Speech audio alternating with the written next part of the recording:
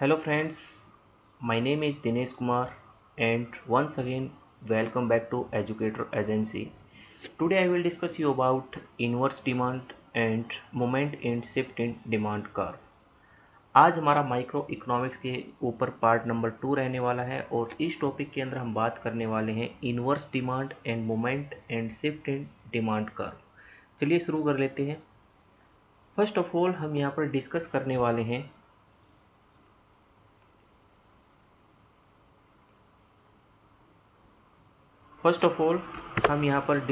वाले हैं inverse demand function. जैसे कि इससे पहले हमने प्रीवियस वीडियो में बात की थी डिमांड फंक्शन की और हमारा डिमांड फंक्शन क्या बनता था, quantity demanded is equal to function of price. तो यहाँ पर क्वांटिटी डिमांडेड जो हमारी थी वो हमारा क्या था, डिपेंडेंट वेरिएबल, और प्राइस हमारा क्या था, इंडिपेंडेंट वेरिएबल। यानी कि प्राइस में चेंज होने का क्या इम्पैक्ट पड़ता है क्वांटिटी डिमांडेड के ऊपर, हम ये चीज़ वहाँ पर देख के चलते थे। बट इनवर्स डिमांड फंक्शन में क्या होता है, जस्ट इसके अपोजिट। यहाँ पर हम इम्पैक्ट देखते हैं प्राइस के ऊपर, किसका, फंक्शंस ऑफ क्वांटिटी डिमांडेड का। मींस हमारी क्वांटिटी डिमांडेड या हमारी डिमांड में चेंज आने से इसका प्राइस के ऊपर क्या इम्पैक्ट पड़ता है, इसलिए इसको हम प्राइस फंक्शन भी बोल के चलते हैं। अगर नॉर्मली देखा जाए, जब हमारी क्वांटिटी डिमांडेड बढ़ती है, मींस जब हम किसी भी चीज़ की ज़्यादा डिमांड करते हैं, तो इसका अल्टीमेटली इम्पैक्ट प्राइस के ऊपर क्या पड़ता है कि हमारे प्राइजेस भी क्या है, इंक्रीज करते हैं। यहाँ पर दोनों में जो है पॉजिटिव रिलेशन देखने को मिलता है, बट हमारा जो डिमांड फंक्शन था उसमें दोनों में नेगेटिव रिलेशन होता था। एक बार इसकी डेफिनेशन या मीनिंग को पढ़ लेते। क्या कहा गया है, inverse demand function is the inverse function of demand function. यानी कि डिमांड फंक्शन का ठीक इनवर्स यानी कि अपोजिट हमारा क्या होगा, inverse demand function. The inverse demand function treats price as a function of quantity demanded. तो इसमें ये बताया गया है कि जो क्वांटिटी डिमांडेड का जो प्राइस का प्राइजेज एज ए फंक्शन काम करेंगे, किसके रूप में, क्वांटिटी डिमांडेड के रूप में। मींस अगर हमारी क्वांटिटी डिमांडेड में कोई चेंज आता है तो उसका इम्पैक्ट हमारे प्राइजेस के ऊपर क्या पड़ता है, इसमें इनवर्स डिमांड फंक्शन में हम ये स्टडी करके चलते हैं। And is also called price function. इसको हम प्राइस फंक्शन के नाम से भी जानते हैं, क्योंकि हम यहाँ पर प्राइस के ऊपर इम्पैक्ट की बात कर रहे हैं इनवर्स डिमांड फंक्शन में, कि क्वांटिटी डिमांडेड में चेंज आने से उसका प्राइसेस के ऊपर क्या इम्पैक्ट पड़ता है। इसलिए हम इसको इस तरीके से इक्वेशन की फॉर्म में इस तरीके से लिखते हैं, P equal to inverse function of quantity. मतलब क्वांटिटी में चेंज आने से प्राइस के ऊपर क्या इम्पैक्ट पड़ता है। तो यहाँ पर हमारे प्राइजेस जो रहेंगे वो डिपेंडेंट वेरिएबल रहेगा और क्वांटिटी डिमांडेड जो रहेगी वो हमारी इंडिपेंडेंट वेरिएबल रहेगा। इंडिपेंडेंट वेरिएबल मतलब स्वतंत्र चर, यानी कि जिसका हमने इम्पैक्ट देखना है डिपेंडेंट वेरिएबल के ऊपर। इनवर्स डिमांड फंक्शन में जो प्राइस है, जो डिपेंडेंट वेरिएबल है, ये डिपेंड करता है क्वांटिटी में, लेकिन डिमांड फंक्शन में क्वांटिटी डिमांडेड फंक्शन होते थे किसका, प्राइस का। ठीक है, तो इसमें हम ये जानने की कोशिश करते हैं, या हमने ये देखने को मिलता है कि जब हमारी क्वांटिटी डिमांडेड इंक्रीज करती है तो उससे हमारे प्राइजेस भी क्या करेंगे, इंक्रीज करेंगे। तो हम ये कह सकते हैं क्वांटिटी डिमांडेड एंड प्राइस में यहाँ पर क्या है, पॉजिटिव रिलेशनशिप होता है। तो यहाँ पर मैंने एक इक्वेशन लिखी है, Q equal to 240 minus 2P। ये हमारा क्या है, डिमांड फंक्शन है, क्योंकि यहाँ पर हम क्वांटिटी जो है, जो हमारा यहाँ पर क्वांटिटी है, ये क्या है, डिपेंडेंट वेरिएबल, और प्राइस यहाँ पर क्या है, इंडिपेंडेंट वेरिएबल। यानी कि प्राइस का इम्पैक्ट हम यहाँ पर किस पर देख रहे हैं, क्वांटिटी के ऊपर देख रहे हैं।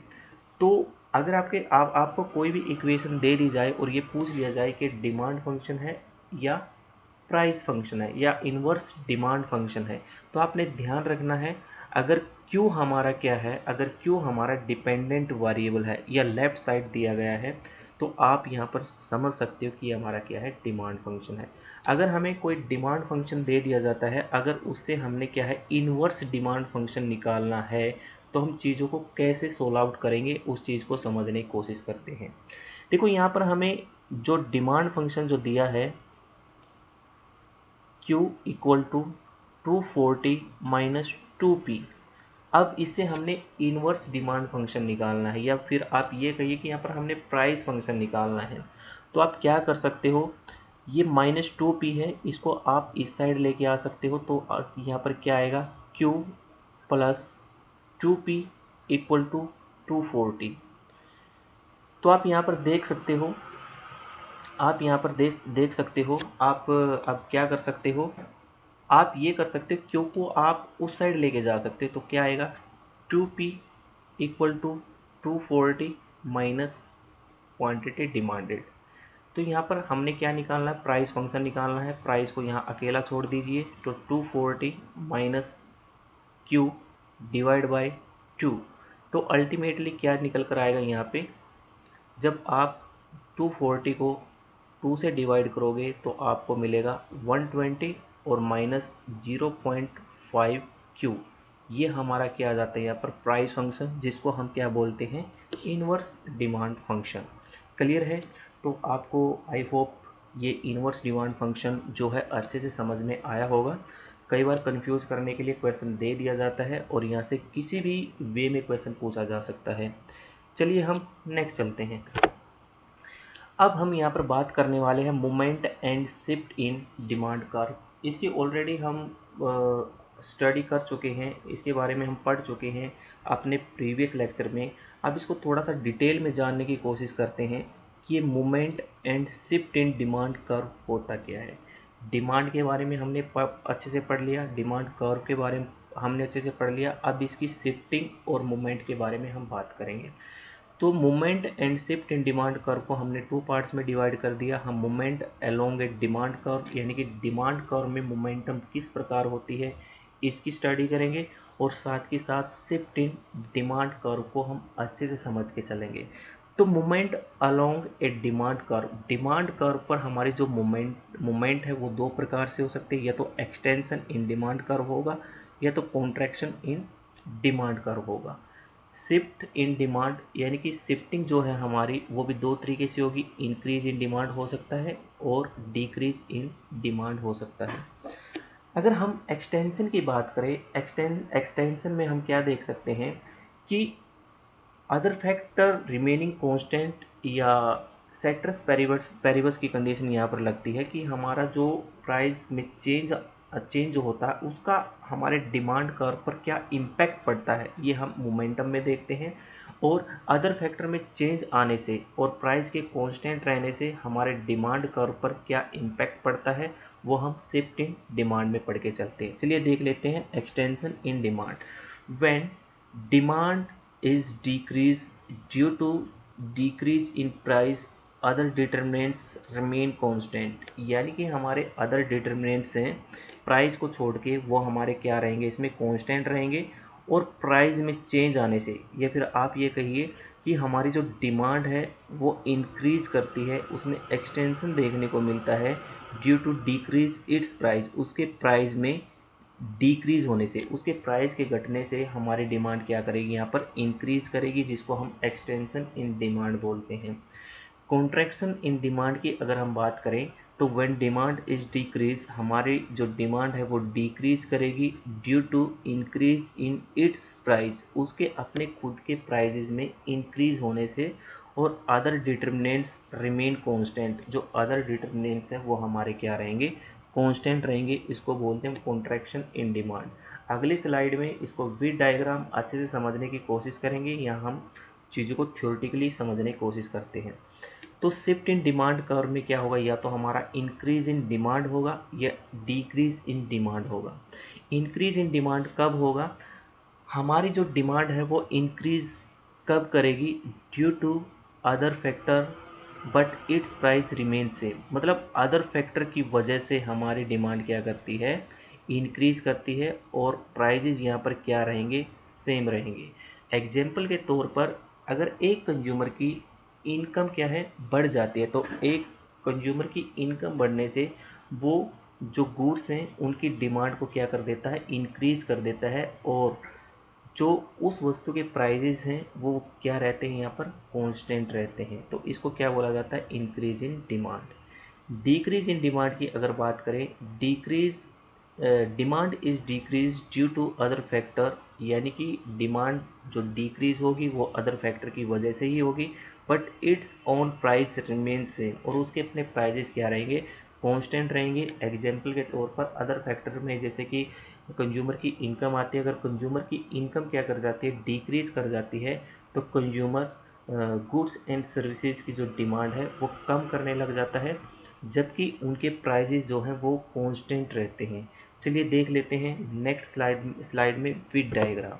तो आप यहाँ पर देख पा रहे हो, अगर हम एक्सटेंशन की बात करें, अगर हम मूवमेंट अलोंग ए डिमांड कर्व की बात करें, मूवमेंट दो तरीके से हो सकता है, एक्सटेंशन इन डिमांड और कॉन्ट्रैक्शन इन डिमांड। यहाँ पर एक टेबल बनाई गई है, प्राइजेस जब हमारे 3 थे तब हमारी क्वांटिटी डिमांडेड कितनी थी, 1। जैसे ही प्राइजेस कम हुए तो आप देख पा रहे हो हमारी क्वांटिटी डिमांडेड क्या है, यहाँ पर बढ़ जाती है।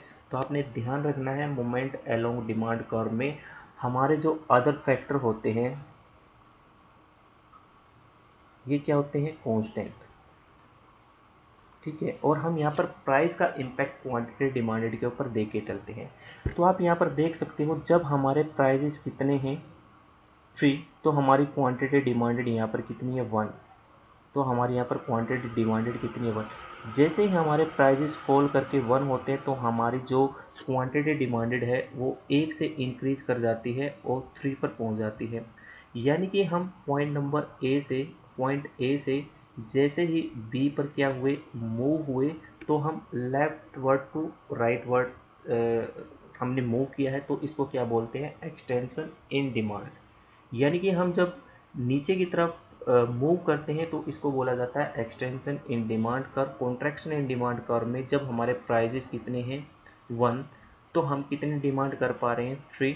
जैसे ही हमारे प्राइजेस क्या है, इंक्रीज कर जाते हैं, 1 से 3 हो जाते हैं, तो हमारी क्वांटिटी डिमांडेड कितनी हो जाती है, 1 हो जाती है।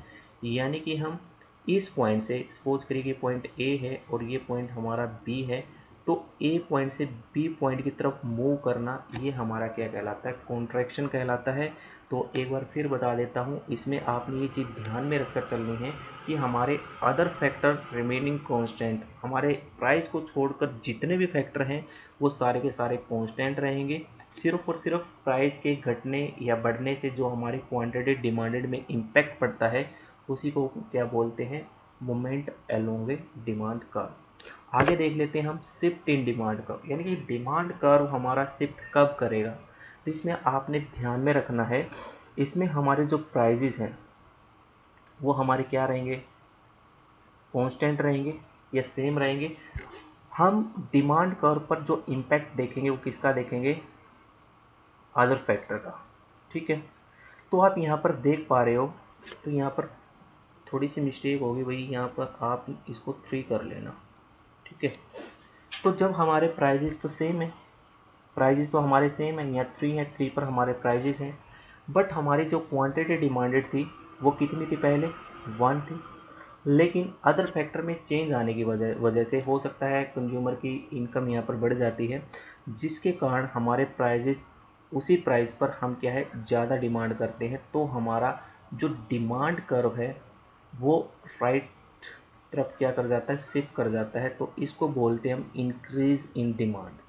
अगर हम डिक्रीज इन डिमांड की बात करें, ये कॉन्ट्रैक्शन नहीं है, ये डिक्रीज इन डिमांड की अगर बात करें, जब हमारे प्राइजेस क्या हैं, कांस्टेंट है, और हमारी क्वांटिटी डिमांडेड किसी कारण से या अदर फैक्टर की वजह से कम हो जाती है। जैसे कि यहाँ पर हमारे प्राइजेस तो कितने 3 हैं, जब प्राइजेस 3 थे, ठीक है, जब प्राइजेस कितने थे 3 थे, तो हम क्वांटिटी डिमांडेड भी हमारी कितनी थी, 3 थी। और प्राइस में तो किसी प्रकार का कोई चेंज नहीं आया, बट हमारी क्वांटिटी डिमांडेड 3 से कम होकर कितनी हो जाती है, 1 हो जाती है। हो सकता है कंज्यूमर की इनकम यहाँ पर कम हो गई हो, अदर फैक्टर में कुछ चेंज देखने को मिला हो, तो इससे क्या होगा, हमारा जो डिमांड कर्व है या डीडी है ये DD1 पर क्या कर जाएगा, शिफ्ट कर जाएगा, या ये क्या है, लेफ्ट वर्ड क्या है, शिफ्ट कर जाएगा। तो इंक्रीज इन डिमांड में हमारा जो डिमांड कर्व है वो राइट और शिफ्ट करता है, और कॉन्ट्रैक्शन इन डिमांड कर्व में हमारा डिमांड कर्व लेफ्ट साइड क्या करता है, शिफ्ट करता है।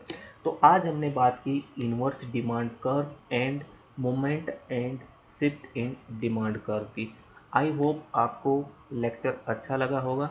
अगर आपको वीडियो अच्छी लगी है तो आप अगर चैनल पर नए हैं तो चैनल को सब्सक्राइब कर लें, और वीडियो अगर आपको अच्छी लगी है तो ज़्यादा से ज़्यादा शेयर करें, लाइक करें।